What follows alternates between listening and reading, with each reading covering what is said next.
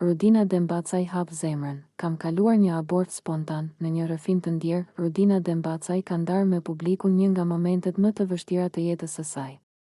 Ajo tregoi se në janarin e kaluar kishte përjetuar një abort spontan, pa ndonjë shkak të përcaktuar mjekësisht. Megjithatë, Rudina tha se kishte zgjedhur ta shite këtë ngjarje të dhimbshme nga një tjetër perspektivë.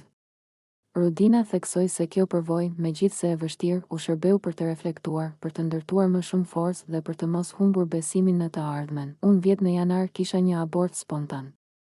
Nuk kishte një shkak të caktuar, zgjodha që ta shija këtë ngjarje të vështirë. Zgjodha ta përkthej në një anë tjetër që kaluam ne të dy, në të gjashtë të.